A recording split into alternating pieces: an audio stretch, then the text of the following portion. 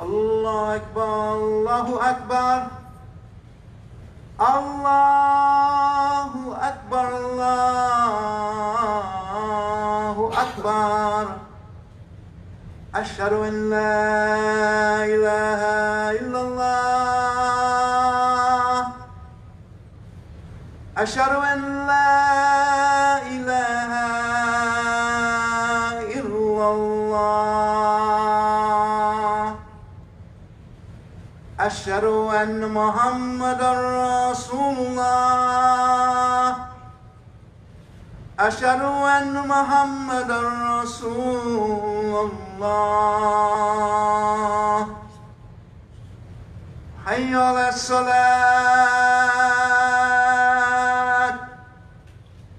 حي على الصلاة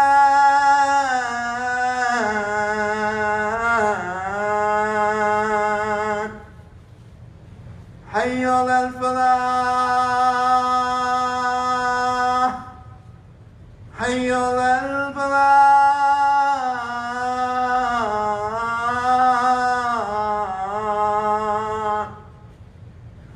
الله أكبر الله أكبر لا إله إلا الله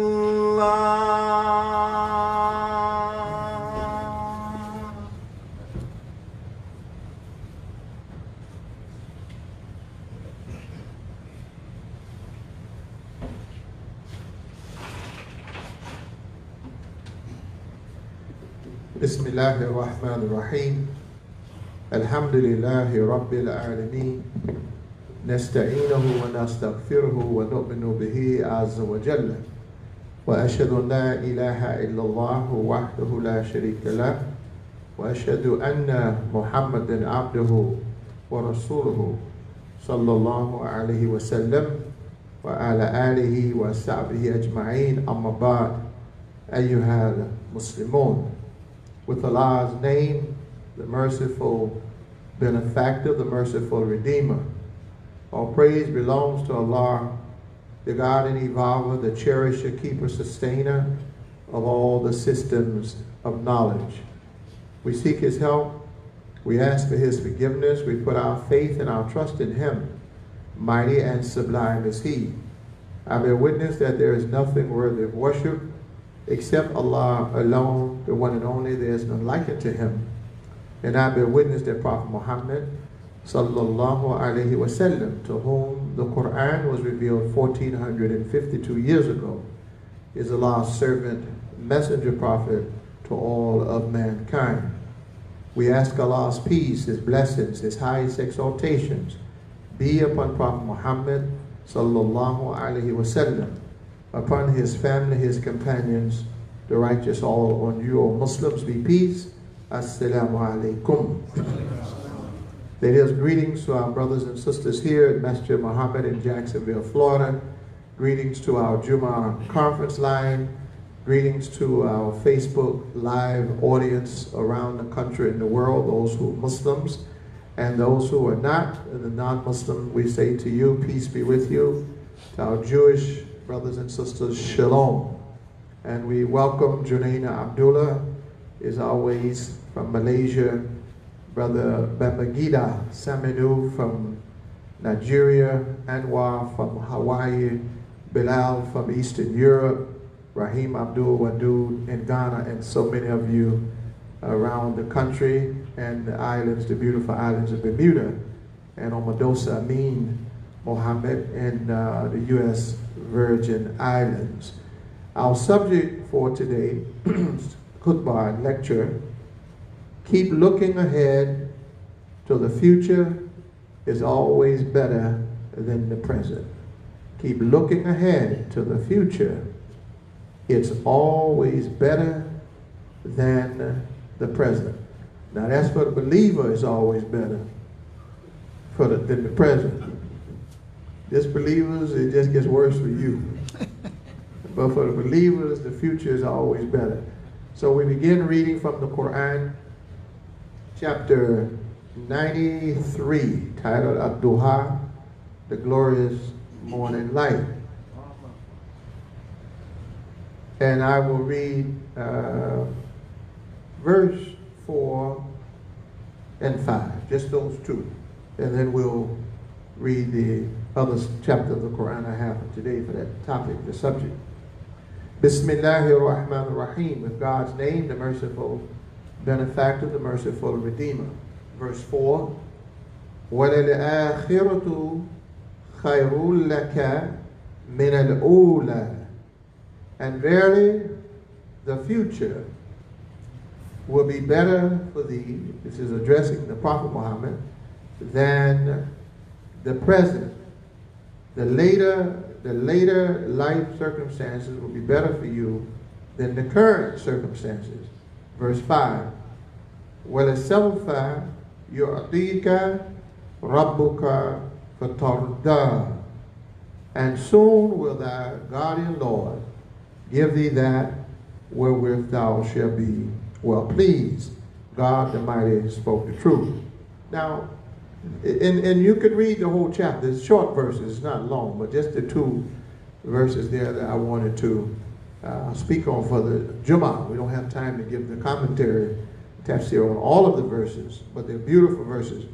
This was during a time of great hardship and struggle for Muhammad the Prophet, praise and peace be upon him, and also when he thought that God had abandoned him, that God had left him, abandoned him, after he received the first 5 verses of the Quran revelation. And I mentioned this last week when I was discussing on Study al-Islam, the struggles of Prophet Muhammad sallallahu alaihi wasallam, and how his struggles relate to our struggles, and the fact that he struggled as a prophet, and part of the question in the Study al-Islam series was, when is struggle not from God? When it's not from God. And so I referenced the verse in the Quran where Allah says, do not take the oppression and the punishment and the obstacles of mankind to be the punishment of God. So God told the prophet, don't consider everything you're going through that's difficult. Don't see it always in the light that God is displeased, that God is frustrated with you, God is upset with you, and hence God is punishing you. No, that's not the way. God said, no. Sometimes all that trouble, a lot of that trouble you be coming from mankind. And God says, and it is your own hands of human beings like you that create problems for you. And God again says, whatever good comes to you is from God. Whatever difficulty is from your own hands, human hands. I mean, these things come from human hands. So we're to have a different concept of religion, that with the life of struggle and difficulty, or if you see somebody going through that, and your mind go right away and say, oh, God is punishing them. Not necessarily. God might be helping them. And the challenge might be strengthening them. So don't look at difficulty and hardship all the time as though it's a punishment. So God said to Muhammad the Prophet, وَلَلْآخِرَةُ خَيْرٌ لَكَ, singular, which is to apply to us as individuals. The future, if you keep your eyes on the future, now you know our freedom fighter, he said keep your eyes on the prize. Keep your eyes on the future and be forward looking. The future is better situated for you than the present. And soon will God give you that will please you. So the prophet was told, God is going to give you what will please you, what will satisfy you. Now what pleases, in the general concept of what pleases human beings, you find what pleases one human being, soul. You find what pleases all human beings, soul. But we do have, as individuals, that's the way Allah created us, God created us, we have different things that please us. Some people, they're happy, I'm speaking in the culture now, they're happy listening to jazz, music. Others, they like the classics. Beethoven, Bach. Others, they like James Brown. Yeah, Sam Cooke, rhythm and blues. They like Kim. I gotta mention some current folk now. He mentioned, I don't even know who James Brown is. Some of the young people out there, everybody know James Brown. Michael Jackson, you know who that is, who was Prince, huh? And yet there are others. There's a brother that I like. He's an immigrant brother. I came to know of him on Facebook, online. His name is Sammy Yusuf. If you haven't heard him, oh, he is terrific. You should listen to Brother Sammy Yusuf. If that's what gives you pleasure, music. Others, art. They're artists. Artwork gives them pleasure. Others, they take pleasure by building things with their hands. Others, they take pleasure helping someone, just helping people. Oh, they get so much enjoyment out of that. And yet others, oh, they love sports. They just really get turned on by sport. And then there are others, ooh, they love making plenty of money. And they can't get excited. They don't make no money now. They get excited. So God said to the prophet, to him, speaking to him, but we're going to give you what will please you. And what was pleasing to Muhammad the prophet was the knowledge that God had turned him on to in the Quran. That gave him more pleasure than anything else. Because after all, he was already a rich man. He was already a wealthy man. He was already, even not, he was already a refined, cultured man. That's important to note now. Because we have a science of practice in our religion. It is called, they call it etiquettes, adab. Etiquettes, adab. Muhammad the prophet was already a refined man. And God says of him in the Quran, he lived a lifetime among you. He lived 40 years among his people, and he was known also as Al-Amin, Al-Amin, the trustworthy one, As-Sadiq, the truthful one. He had all these names now. Before the Quran, all of this is before the Quran. Before he was a prophet, he had these fine qualities, refined qualities and behavior. So these things that come in the nature of man, Muhammad the prophet didn't lose it. He didn't lose those qualities that come naturally, those excellent qualities that God put in every human being. Muhammad the prophet did not lose it. So now I'm going to read the second verse, and then I'm going to, that I have selected, and then I'm going to read the commentary of this that I'm sharing with you from Imam W.D. Muhammad. Now from chapter 28, verse 77, and you hear me read this one or repeat this quite often. One of the most famous verses I like in the Quran. But the context I'm giving you today is on the future. So connected with the future. وَابْتَغِ فِي مَا, verse 77, وَابْتَغِ فِي مَا أَتَاكَ اللَّهُ. Now that's singular too. أَتَاكَ اللَّهُ الدَّارَ الْآخِرَةَ. Same word I just read, آخِرَةَ. وَلَا تَنْسَ نَصِيبَكَ. That's singular. Ahmed and Teresa and Dr. Rashid and Lizette. And those of you all who watch our popular and fast-growing program, Imam Bilal and others, you heard us mention this last night. Kurt, you were up, we mentioned last night. Nasibu Ka. Your share of this dunya. But we're focused now on akhirah. Akhirah. And not akhirah of the next life. That's why I started off saying, keep looking to the subject to the future. The future is better for you than the present. The future. The akhirah, Imam Muhammad says, the next life takes care of itself. Takes care of itself. And I mentioned to you last week, paradise begins in this life, or paradise begins on earth.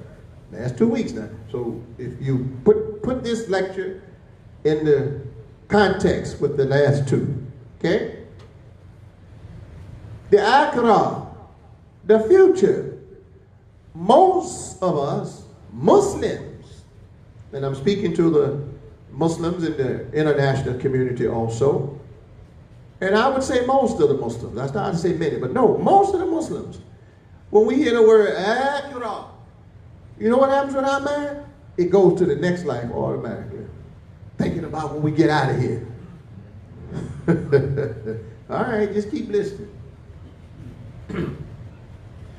Don't dismiss that,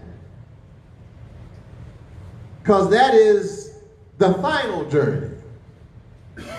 That is akhirah in its completion. Akhirah, the last stage of it. But before we get over there to the akhirah, we pray that Allah bless us to have an akhirah next week, next year, next 5 years, next 10 years. I don't know about you, but I ain't trying to rush over to the other side just yet. And I know I've read about all the wonders and the blessings and the gifts and all that. Even with all of that, I ain't ready to just rush on over there and get it. And God challenges those. God says, well, he challenges those who doubt of the next life. He said, well, why don't you just speed things up then if you don't have a faith in God? I'm paraphrasing this now. If you don't have faith in God, speed it up and go on and get on out of here. To the disbelievers, which is to say to them what? You'll see reality, the whole reality will come clear to you over there on that other side. All right? But we're not talking about the other side today, so I want to let you know that. But seek with whatever means you can, whatever God has bestowed on you. He's speaking to Prophet Muhammad first, and consequently to us who are believers later. The home of the future. The future. But do not neglect your portion, your share of this world. That's what God says to him.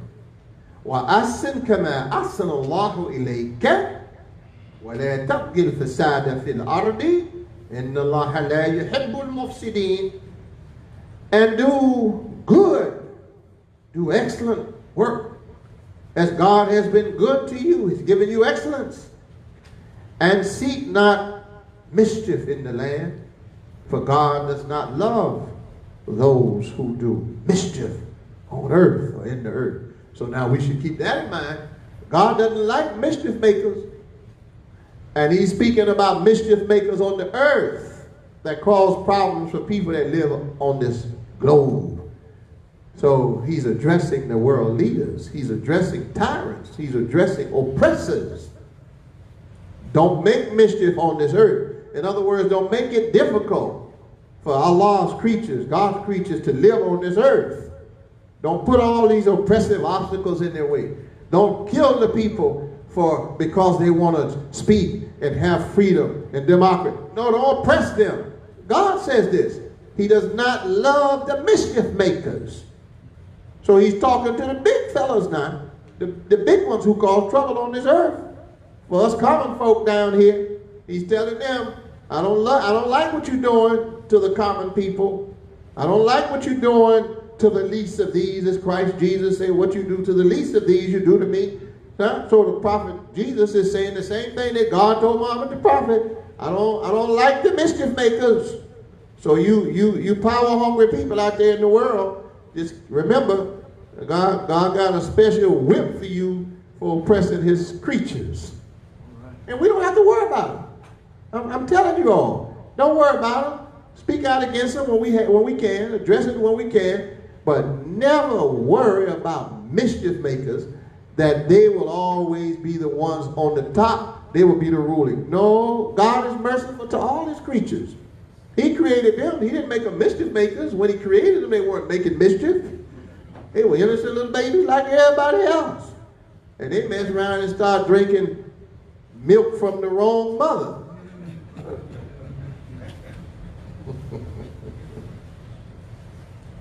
All right. Okay. So I gave you the verses now. Chapter 93, verse 4 and 5. Make a mental note if you have written it down. And then chapter 28 and 77. So now I'm going to read Imam W. Muhammad's commentary on here, Ula and Akhirah, the future. Page 14, quote, Allah says in the Quran, وَابْتَغِ فِي مَا آتَاكَ اللَّهُ, I just read that, دَارَ الْآخِرَةَ وَلَا تَنْسَ نَصِيبَكَ مِنَ الدُّنْيَا. Seek what God has given you as means to work with the home in the future, or the home at the end of it all. But do not forget your share in this world. The word akhirah literally means the end, the ladder. If you're going in a direction, the end of that direction is akhirah. He says, seek the home at the end, the destination, the destiny set by God, not your destiny set by you. Seek the home in that destiny set by God. When you have evolved, as I will and plan that you evolve, God speaking, that will be the end. I'm going to repeat it. When you have evolved, as I will and plan that you evolve, and you have reached your conclusion of your evolution, that is your end. That will be the last of it. The last of it will be when you arrive at the complete life. Listen carefully. The last of it will be when you arrive at the complete life that I am evolving you upon. When you arrive at that complete life, that will be the last. The last is not when it's all over, said and done for your physical life. The last is when you come into the complete life that God wants for us on this earth. And the complete life is better seen in Al-Islam than any other philosophy of life. Because Al-Islam addresses the comprehensive life. Al-Islam addresses the complete life. I hope you all can follow this different way now of Imam Wajdi Muhammad, of looking at the Akhirah. Not to just be thinking, yeah, when I die, I'm going to get over there and have some milk and honey. Well, where was your first experience of milk? How you know about milk and honey? You didn't get milk and honey from over there. You got milk and honey from here. So the experience with milk and honey is here first. And you enjoy milk and honey so much that you want to take that memory with you. But we were introduced to milk and honey in this life. And our brother, he's not here with us today, our dear brother, believer here in our community, that harvests honey. Raymond, he's traveling, he's out of town. But his honey, oh, it's some excellent honey. And he get it from the bees on his property. But that experience with that natural honey comes on this side of life. Not on the next side, it's here. And God says in the Quran, well, let me tell you what they asked the prophet, the followers of the prophet. They asked him, say, can you tell us what's that life on the other side? And you've read this and you've heard it said before. The prophet, he said, the one being asked about that hour and what it is over there knows no more than the questioner. The prophet said. He said, and what's over there, no eyes have seen it. Bible also. The sounds are like nothing nobody has ever experienced. Huh? So the prophet is saying, okay, nobody over there has come back and told us what that's like. Now, there have been people that have died and woke up and trying to explain to us what that's like, but nobody has been able to go over there and come back and tell us what that's like. So our experiences, so God says, when we get there, we will say, oh, why, this is like what we had before. That's in the Quran now. That's in the book. Why, this is similar. So Imam Muhammad, he said, well, how are you going to say this is like what I had before if you never had anything over here to compare it with? How are you going to express that? All right. Evolution, now remember now, the akhirah. The last of it is when you arrive at the complete life that I am evolving you upon. When you arrive at that complete life, that will be the last. Evolution, Imam Muhammad says, is trying to fulfill something. It is trying to complete something. It wants to complete something that is in the human life or in the life. It wants to complete the pattern that is in the life and establish the life upon its complete pattern. That is evolution, and that is religion in the proper sense in the Quran. God says, seek that. And what else does he say about it? He says, surely that life that is promised in the end, is better than this life in value and also in quantity. Do you think we have a lot now? When that time comes, we will have much more. Do you think we have achieved civil society now? When that time comes, it will be even more beautiful, more correct, more just, more virtuous. God evolves us for the life. God evolves us for the life of excellence and value, pardon me, but also for comforts. The promise of the life after is all about comforts too. He's going to give you that amply and give it even more than what your needs are. This is the promise. He's going to give it to you abundantly. It is a life in every good sense. He says that life, its promise is better than the life of this world. It is better in terms of value and also in quantity. He says, وَلَا تَنْسَ نَصِيبَكَ مِنَ الدُّنْيَا. Don't neglect your share of this world. Why? It is because, I'm quoting Imam Muhammad. I'm on page 15 now, here and hereafter. It is because you have been led by pious people who claim divinity. Divinity means they're like God, they're divine. Who claim righteousness, he says. Who claim purity. Who claim or believe that the material world corrupts your soul and you should not attach yourself to it. You should not want to develop it. Leave it to others. Do you think these developers who develop towns and cities come from the holy rollers? Question.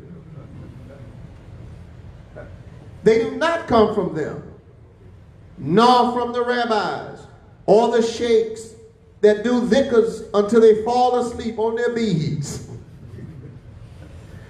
These are people who go to the extremes of the spiritual life and neglect the flesh and the material interest, but they feed on it. All the money you make, the rabbi, the sheikh, the priest, they ain't turning it down. But they don't want to attach themselves to the world, but they need the world for their existence. Our community is called Ummatu, I'm quoting Imam Muhammad. The subject, looking ahead to the future is always better than the present. So keep looking ahead. The community in the Quran is called the Muslim community. Dear Christians, dear Jews, this is what God calls our community. And we Muslims, we know this. Or we should be aware if we don't. Our community is called Ummatul Wusta in the Quran. And it means the well-balanced community. Are you Muslims aware of that? That that's what our community is called? All over the world. Ummatul Wusta. The community that is well balanced. Continue, Imam Muhammad. It is not going to the extreme of spirituality, and it is not going to the extremes of materialism. It keeps the mean, the balance, so that the people are not oppressed by materialism and not oppressed by spiritualism. Both can oppress us. Did you know you can be oppressed by spiritualism in the extreme? Most of us will right away understand how we can be oppressed by materialism. But you won't get it quickly on how you can be oppressed by spiritualism.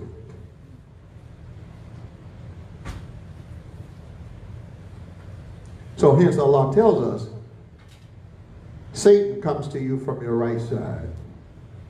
Now that's in the book. Satan comes to you from your left side. That's in the book. Satan comes to you from in front of you. That's in the book. Satan comes from you from behind you. That's in the book. So what is that telling us? He comes from every door that's available. He doesn't stay outside of the religious door. So, oh no, I can't go on that door because that's the religious door. No, Allah tells us that He will use that door against you. And God doesn't leave us guessing at how He uses it. God says it is the devil, Satan, that keeps you, keeps you all in the cycle of poverty. That's what God tells the worshipers in the book, the Quran. Because God is alerting Muhammad the prophet and alerting his followers. Spiritualism to the extreme will oppress you.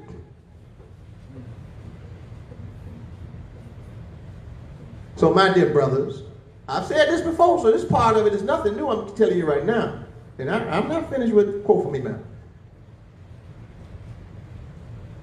The viewpoint, I'm talking to the Muslims in the Muslim world that has this mentality. The viewpoint that you all take that God, and someone said this, one person recently said this, that when God created this world, and this is supposed to have been an informed person from overseas. When God created this world, He turned His back on this world. Well, wait a minute. Now I have common sense. So my common sense kicks in and says, why would God go through all this effort to make a world that He's going to turn His back on? So did He make a mistake when He did it? That's what you're saying. That He made a mistake. Because after He makes, He goes, oops. That's not the real God. We were given a myth like that. And we were given a catechism in the old nation of Islam that when W.D. Farad, if he hadn't predicted that Imam W.D. Muhammad was going to be the boy child, the child of Elijah Muhammad, he had an out. He had an exit strategy. His exit strategy out was just say, oops, we missed that time. Some of you all don't connect with that. That's okay. That's all right. It's okay. Those who do, you get it. So God doesn't say, oops, He missed.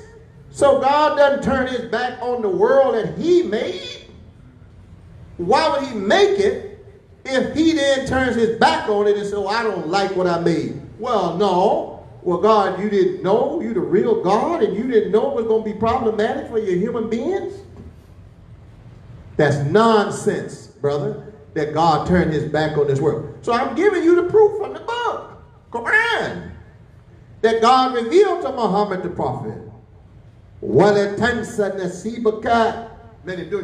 Don't neglect the world that I created for you. So if the God that made the world told Muhammad the prophet, don't neglect it and don't neglect his portion of it, how can you conclude then that God turned His back on this world, therefore all of us should turn our back on this world? That kind of spiritualism, that kind of teaching, oppress. And it only benefits the powerful. It doesn't benefit the common people. That message doesn't benefit the common people. How does that message benefit you to turn your back on the world and you ain't really got nothing in the world? It's like the world has turned its back on you. Now you double cross. You hit with all four of those lanes. Four of them. He's going to come from the right. He's going to come from the left. He's going to come from the front. Who? The devil. He's going to have a message. That's what it means. He's going to have a message that enter you from your righteousness. But remember, that message is coming from the devil, not God. I hope you're following this. So God is cautioning the prophet, and hence cautioning us. You better watch your right flank, because you're going to have a message coming from that right side that's going to appeal to your piety, that's going to appeal to your goodness, that's going to appeal to your spirituality. And if you're not cautious and have a filter of good common sense, you're going to be oppressed and think you're doing right by God. And you will be in the poor class, your children will be in the poor class, your offspring will be in the poor class, because you didn't take what God told you. Watch that right door. Watch that right flank.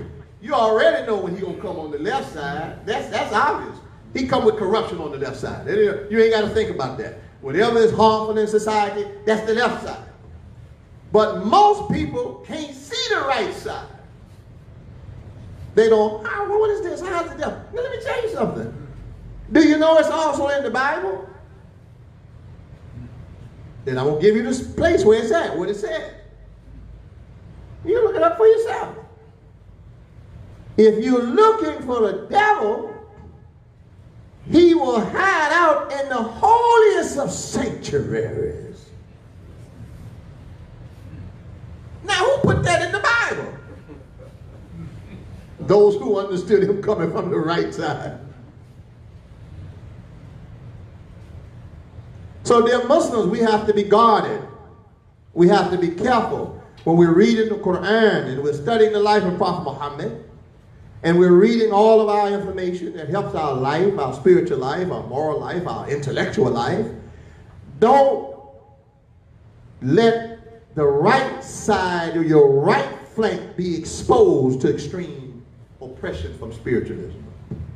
Imam Muhammad, when we are told over and over again to believe in al-akhirah, the future, the purpose, hereafter they translated, the purpose, he said, the purpose, now listen to the purpose of this, God constantly putting this in the Quran for us.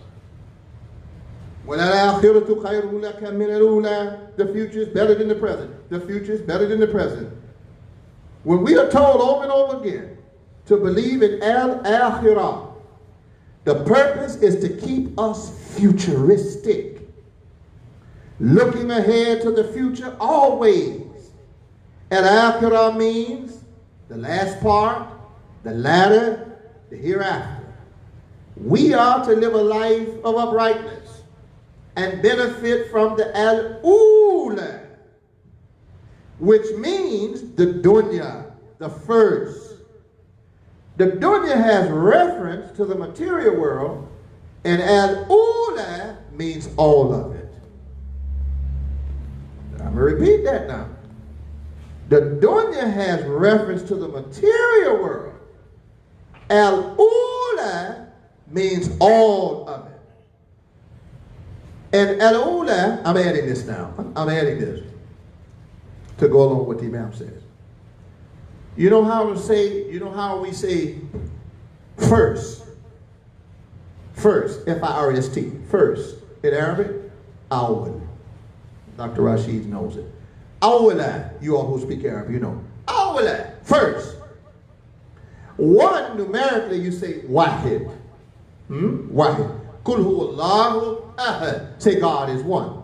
Numerically one. There's no 2, 3, 4, 1. One God. But when we say first, awwala, ula. Awwala, the first. Ula. Walal akhiratu, walal وَلَلْآخِرَةُ خَيْرٌ لَكَ مِنَ الْأُولَى. The latter is better than the first. But in order to get to second base, third base, home plate, you got to do what? Step on first base. You run past first base, you skip. I used to play baseball. You get so excited, you run past first base, and the pitcher and the catcher saw it. The catcher caught you. He's the catcher. He catches things besides balls. He catch the field, and he catch the mistakes.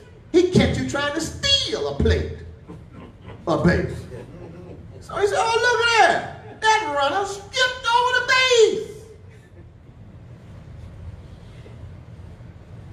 Throw him out." He forgot the first things. First things first.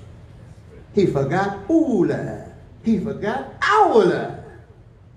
He forgot to step on first base before you go second, third, and then eventually home. So God put us here first. So you ain't getting home. You got it. Without stepping on first base. Now, if you wanted to skip the bases, now look, listen. Sometimes, and Imam Muhammad explained it like this too. A new baby is born.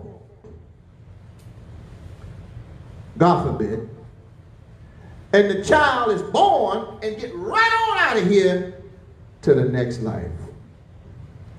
He said, they don't need the experience of the first. They don't need to step on first base. They hit a home run coming out of the womb.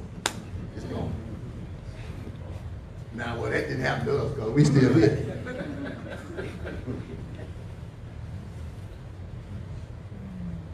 Oh, that means all of it. The life that you establish for yourself. Now, listen. Oh, that. First base. The life that you establish for yourself by making use of the material world. First base. Ooh, that. And your relationship to the things that are natural, the resources, and everything. And your relationship to the things you have produced. The man-made things. You have to have a relationship with them. Concluding this now, the first part of this. When you look at the word dunya, the objective material world, and deen, religion, deen, dunya, they have similar letters. Dr. Rashid, Membillah, D and Y. And really, the material world has given man, I'm quoting Imam Muhammad, I'm on page 16. His ideas, listen, the material world has given man his ideas for forming his religion. Not vice versa. The dunya has given man his ideas for his deen. And that's why the letters are similar. You get your deen from the dunya. And if you're not getting your deen from the dunya, your deen is not natural because it's not connected to the world, the real world. Hence Allah says, Deen al-fitra. Fatra an-nas alayhi. La tabdila li khalqillah. It is the religion established upon the natural order, the pattern of the natural world. Let there be no change in the order that God has arranged. Thank Allah for remembering. The material world gives man his ideas for forming his religion. And I could quickly relate it to comparative religion. He said, I'm almost done. There are the rain gods. Rain comes from this dunya, this world. There are river gods. Rivers are dunya. There are mountain gods, lightning gods, thunder gods, fertility gods. This is in mythology now. And they are all in this world. Their land was so fertile, the ancient Greeks and Romans, that they thought a God was behind it. Man was made to be thankful. So if he comes into all of these things, he wants to find out who or what is responsible for this. I owe whatever is responsible for this. I did not make it. I owe it gratitude and thanks. Allahu Akbar.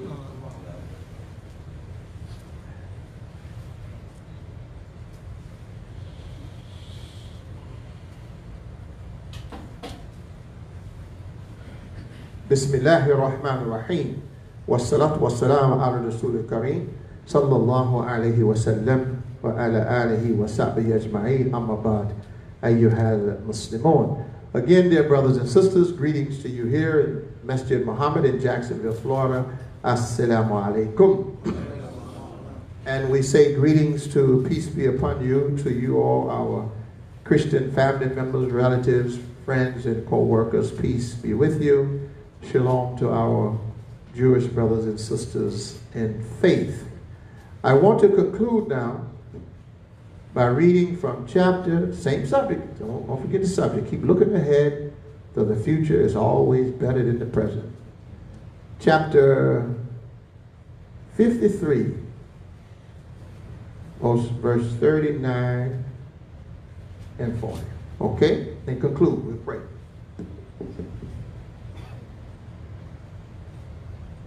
And Ahmed, you asked this question last night too on Al Islam Worldwide Ministry, and I didn't have the time to include this chapter and verse for his question. The Honorable Elijah Muhammad taught us to do something for ourselves. Is that idea and concept in the Quran? So I read, and let me do this because I'm about to forget it. So I read from this massive work by Samuel Smiles, recommended to me, to my partner, Abdullah Shah, and our business manager. And I recommend you all get it. You all on Facebook too.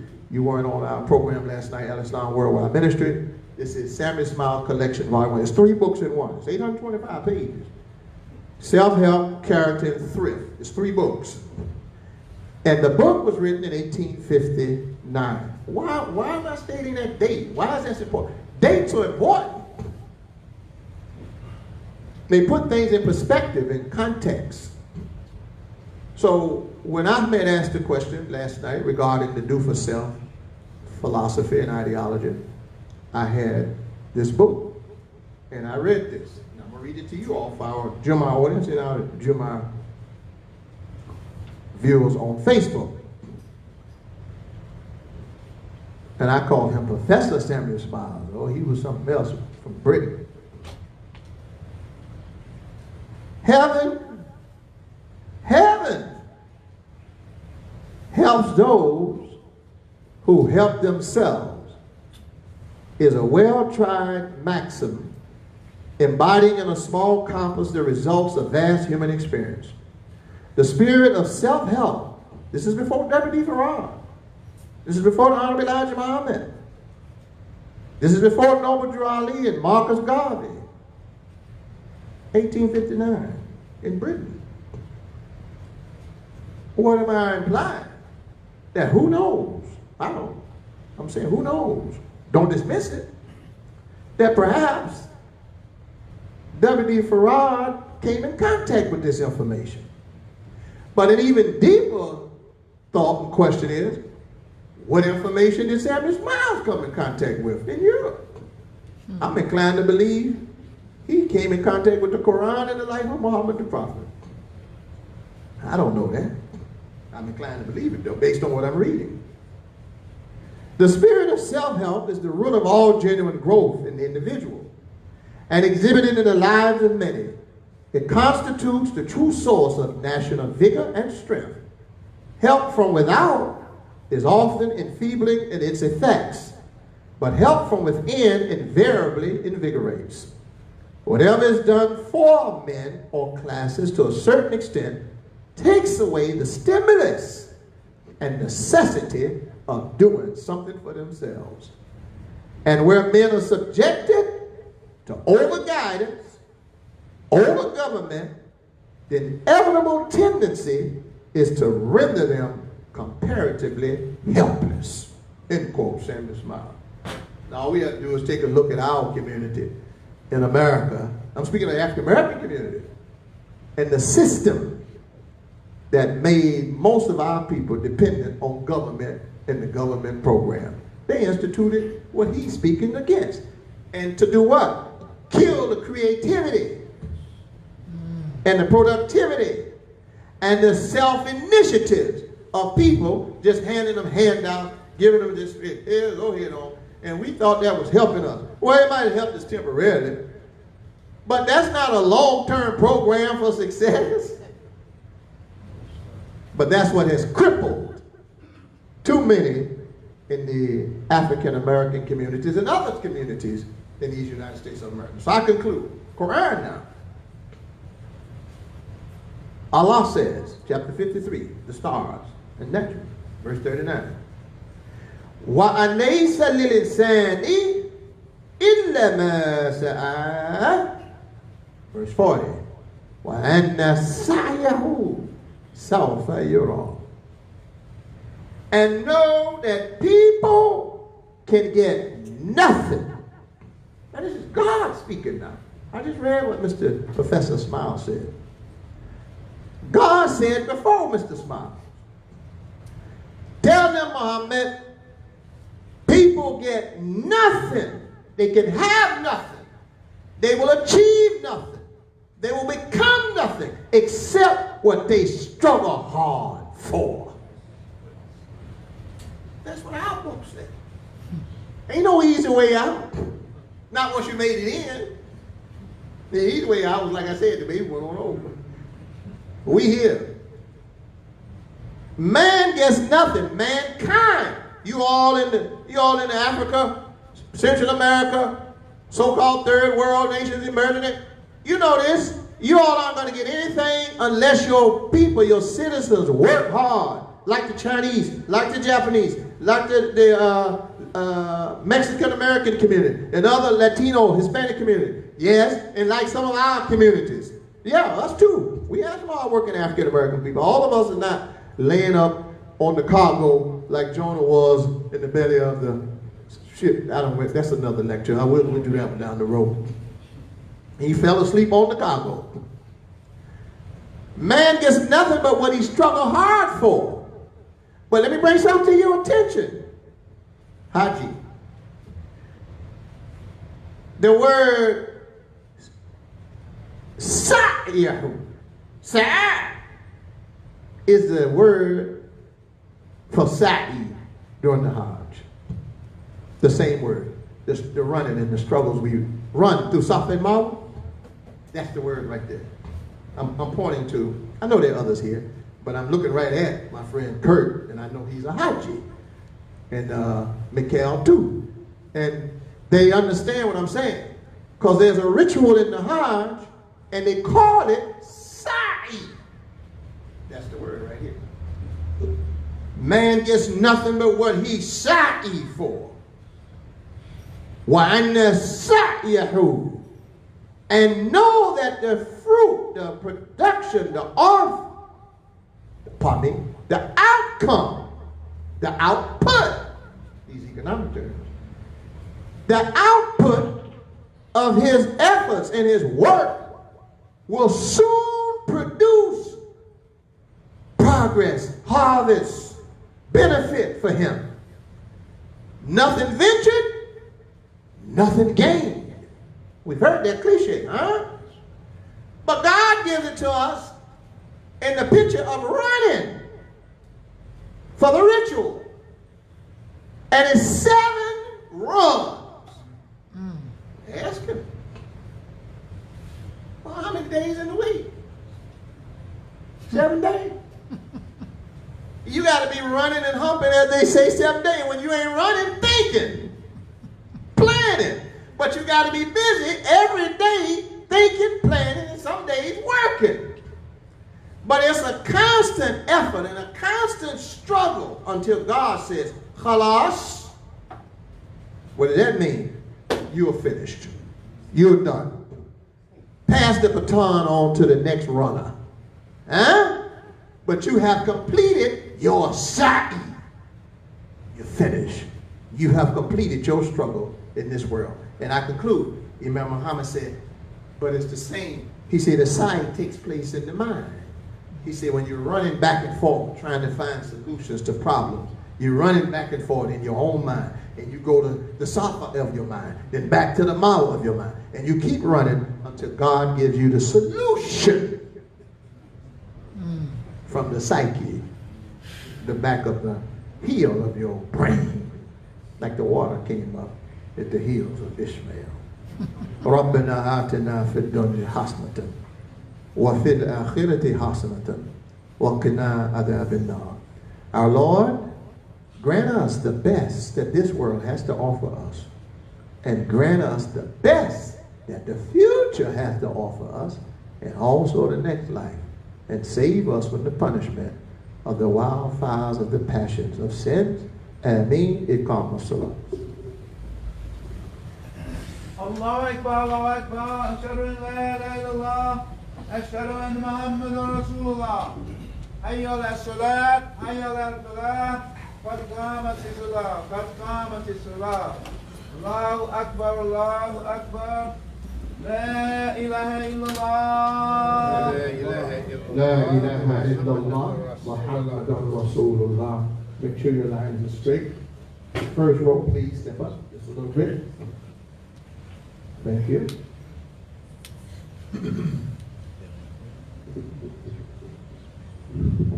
Nice and cool in here today, huh? Alhamdulillah. Thank Allah for you all. They okay, brother? They're good. Just stay straight. Y'all just stay straight.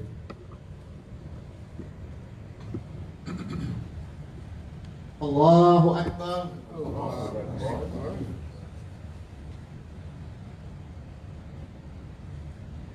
Bismillahir Rahmanir Rahim.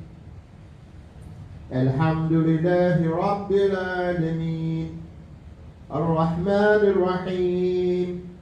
مالك يوم الدين إياك نعبد وإياك نستعين اهدنا الصراط المستقيم صراط الذين أنعمت عليهم غير المغضوب عليهم ولا الضالين آمين آمين بسم الله الرحمن الرحيم إذا جاء نصر الله والفتح ورأيت الناس يدخلون في دين الله أفواجا فسبح بحمد ربك واستغفره إنه كان توابا. الله أكبر.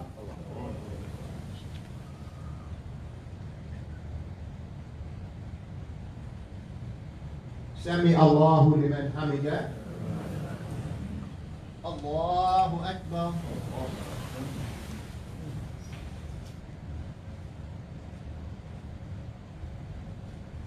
الله أكبر. الله أكبر.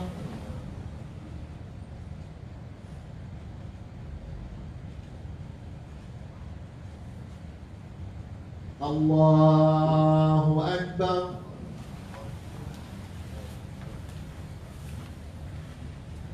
بسم الله الرحمن الرحيم الحمد لله رب العالمين الرحمن الرحيم مالك يوم الدين إياك نعبد وإياك نستعين اهدنا الصراط المستقيم صراط الذين أنعمت عليهم غير المغضوب عليهم ولا الضالين آمين. قل هو الله أحد الله الصمد لم يلد ولم يولد ولم يكن له كفوا أحد. الله أكبر.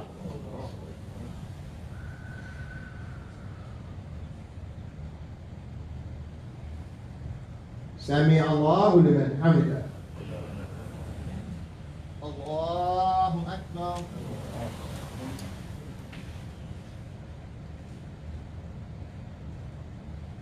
الله أكبر.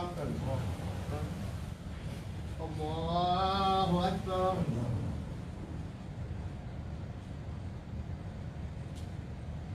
الله أكبر.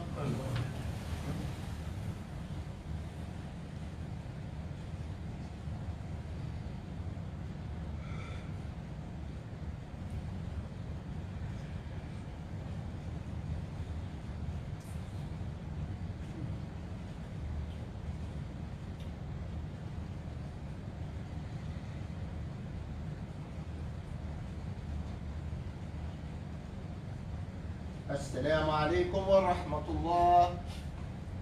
السلام عليكم ورحمة الله.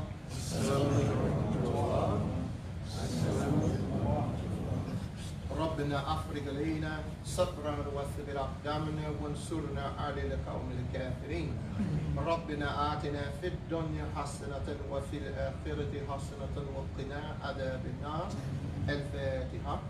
بسم الله الرحمن الرحيم. الحمد لله رب العالمين الرحمن الرحيم مالك يوم الدين إياك نعبد وإياك نستعين اهدنا الصراط المستقيم صراط الذين أنعمت عليهم غير المغضوب عليهم ولا الضالين. آمين. تقبل الله. May Allah accept our prayers. Let me say something right quick. My dear friend, Imam Banal, usually when something happens, this was no criticism. This is a moment of, I take these things as a moment. Just give me 1 minute. And leave the Facebook on in this too, because we want to help everybody else if we can, inshallah. As a teachable moment. Now, you know, when they tell us, or when we read in the books or whatever, even the Quran, when it says to turn in the direction of the Qibla, right? The Qibla is a sign and a symbol of the spiritual orientation that really the mind and the soul should turn to. So when Imam Bilal, he was trying to make sure you're all in the line straight, but when you do it like this, like say turn necessary this way, no. If you turn it in a general direction of Mecca, wherever you are, you don't have to, and I'm saying this to our Muslims around, because I've seen this when I travel too, that they say, well, turn like this, you got to go at this angle. No, you don't have to go at that angle. The earth is spinning. The earth is a ball. It's not a square. So that's why if you're in the general direction, so Allah says in the Quran, wheresoever you are, turn your faces in the general direction of the Qibla. But the Qibla is moving. So when we were in China, now in the United States of America, we turn northeast. But that means in any general direction of northeast. See? So I tell my friends sometimes, I say, well, you all, now they got it right today. They straight, they all right.